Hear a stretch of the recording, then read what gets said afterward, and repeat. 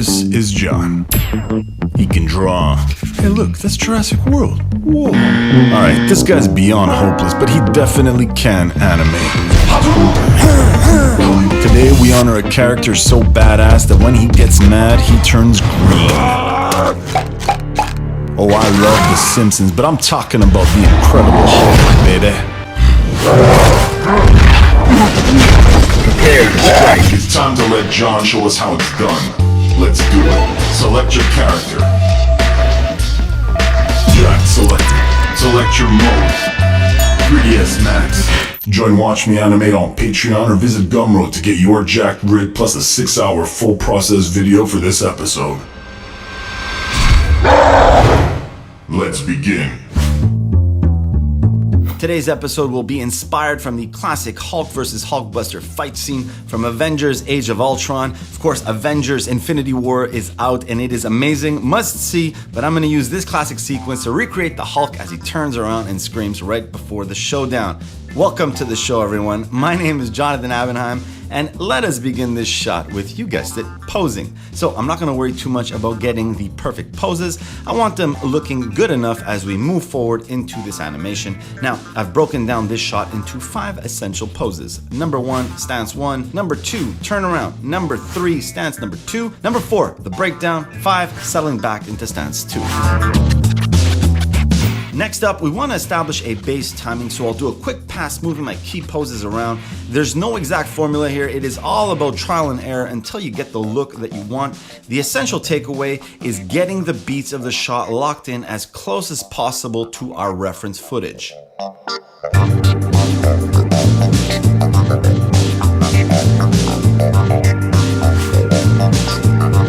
Alright, the base timing is done, and now it means we can move forward on to the comm. Now, the layered method to animate is my preferred approach, so I will begin with the comm and work my way outwards, followed by the spine next. For the comm, I work both translation and rotation F-curves until the body language for this performance feels right. I will not animate anything else until I have the comm dialed in.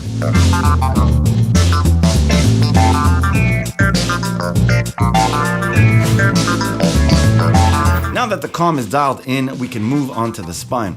I want to create the feeling of the Hulk flexing his upper body as he gets angry, but the only problem is we have no muscles on this rig to flex, so we are going to use rotations to help pull this visual effect off, and rotating on the X will help convey the feeling of muscles contracting in the upper body as he gets angry. Now that the upper body is feeling more tense, we want to take that tension and carry it over into his arms as well. So to create more tension in both arms, I'll create contrast between poses. And by that I mean as he turns into his second stance pose, the arms will go from relaxed to super rigid as he throws both arms back behind him to accentuate his anger. And done correctly, good old-fashioned rotation will help us create this effect of muscles contracting in both arms.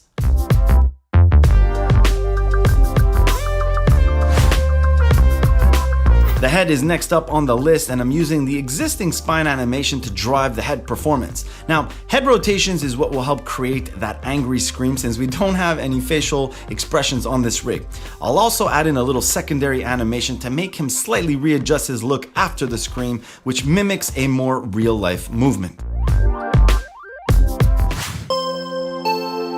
Now that we've got ourselves an angry Hulk, it is now time to polish up this animation, and the question you're probably asking yourself is, John, when the hell are we gonna see you animate in Maya? Great question. Has nothing to do with this animation, but it's okay, I'll still answer it. Like a wise man once said, patience you must have, my young Padawan. I promise it will happen, and I will also be making these rigs available for all you Maya users as well.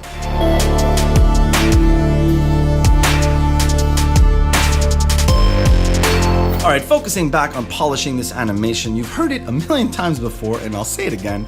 Avengers Infinity War, oh my god, how good was this movie?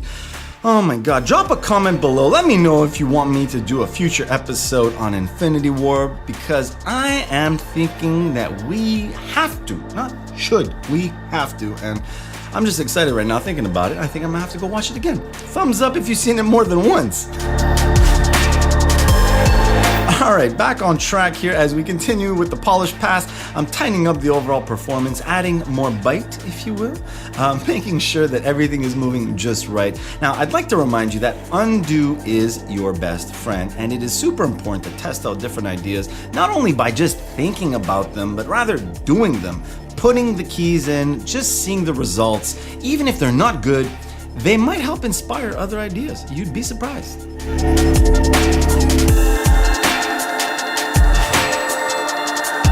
Final polish pass here as I make some tiny tweaks in the arms and head. And speaking of testing out different ideas, I'm scaling the upper body, the chest to be specific, to simulate heavy breathing as he screams, and it works quite well. Now the key is adding it in such a subtle way that it's not visually, jarring, but instead felt through the character's animation.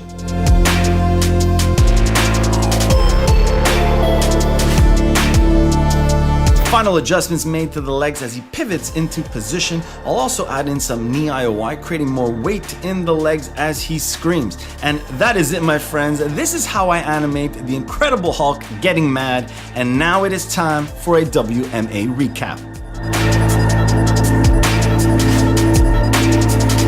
Here we go with the evolution of this Hulk animation using this movie sequence to help inspire the shot. Now we started by establishing a base timing first, we moved on to the comm next, followed by the spine, then we moved to both arms, then up to the head, and then we took the entire animation and polished it until we felt the performance was angry and Hulk-like. And here is a side-by-side comparison just for kicks. Now, do keep in mind that the rig from the movie is way more complex than you can imagine, but that does not stop us from having fun and creating a compelling animation. There you have it. That is how I animate the Incredible Hulk. Thank you for watching, and drop a comment below to let me know what you think. Continue. 10, 9, 8. Like and subscribe if you enjoyed this video, and drop a comment below to let us know what you think. Watch Me Animate honors the following patrons for their support.